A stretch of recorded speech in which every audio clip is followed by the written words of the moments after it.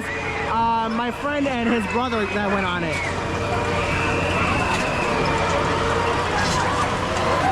And guess what? I couldn't go to Lake Forest Day 2025. My mom said it's too far. Yeah.